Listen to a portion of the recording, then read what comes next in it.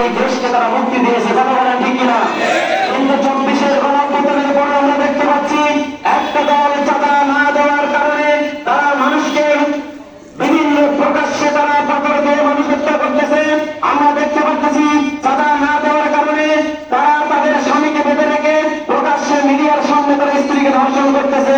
দেশে খুন গুম রাহাজানি হত্যাকাণ্ড ঘটিয়ে তারা দেশটাকে অস্থিতিশীল করে ফেলেছে, কথা বলেন ঠিক কিনা?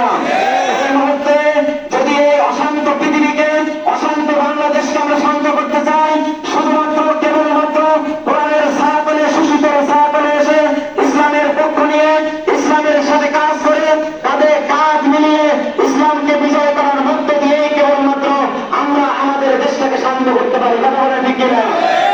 আমরা অতীতে দেখেছি ওই সময় জাহিলিয়াতের যুগে আবার বিদ্যা বলে তারা দোয়া করেছিল, ওমা লাকুম লা তুকাতিলুনা ফি সাবিলিল্লাহি ওয়াল মুস্তাদআফিনা মিনার রিজালি ওয়াল নিসাই ওয়াল উলদানিল্লাযিনা ইয়াকুলুনা রাব্বানা আখরিজনা মিন হাযিহিল ক্বরিয়াতি যালিমি আহলিহা ওয়াজআল লানা মিন লাদুনকা ওয়ালিয়্যা ওয়াজআল লানা মিন লাদুনকা নাসীরা। সেই সময় তারা দোয়া করেছিল যে তোমাদের কি হলো, কেন লড়াই করছে না?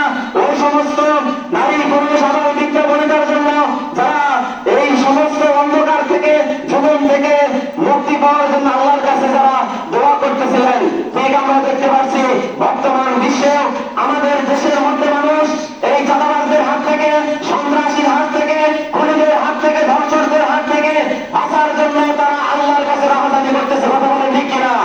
সম্মানিত উপস্থিতি, এজন্য আসুন আমাদেরকে, আমি একটা আয়াত করেছি, ওয়াতাসিমু বিহাবলিল্লাহি জামিআন ওয়া লা তাফাররাকু।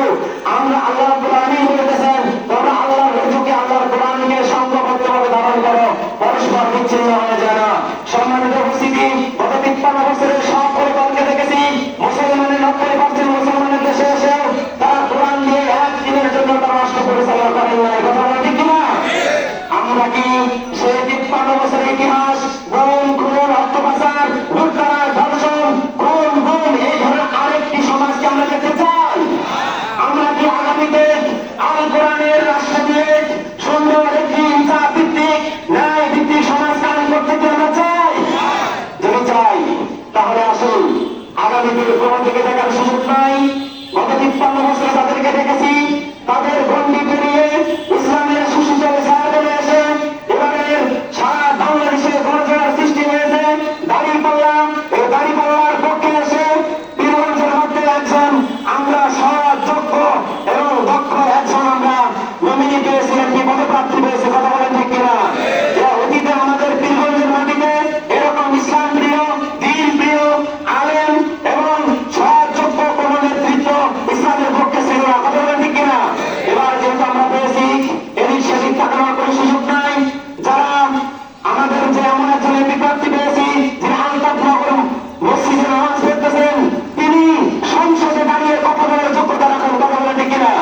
সম্মানিত উপস্থিতি, এজন্য আগামীতে শুধুমাত্র 5 নম্বর নয়, বীরগঞ্জের প্রতিটি জায়গায় আত্মীয় স্বজন আমাদের যেখানে আছে আমরা ছড়িয়ে ছিটিয়ে কাঁধে কাঁধ মিলিয়ে প্রত্যেকের কাছে খবর দিয়ে আমরা আগামীতে একটা বিজয় মিছিল করতে চাই দাঁড়িপাল্লার পক্ষে।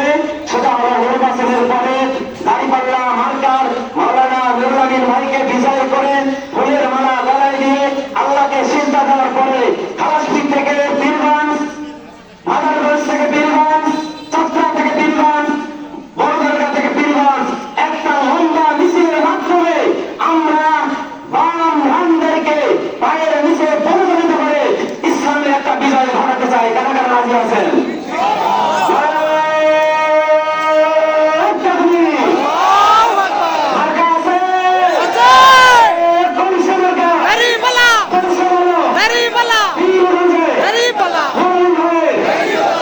সম্মানিত উপস্থিতি, আসুন ভেদাভেদ ভুলে গিয়ে আমরা কাঁধে কাঁধ মিলিয়ে দাঁড়িপাল্লার পক্ষে কাজ করব। আগামীর বীরগঞ্জকে কোরআনের রঙে রঙিন করার এই উদাত্ত আহ্বান জানিয়ে আমার কথা এখানে শেষ করছি। আসসালামু আলাইকুম ওয়া রাহমাতুল্লাহি ওয়া বারাকাতুহু।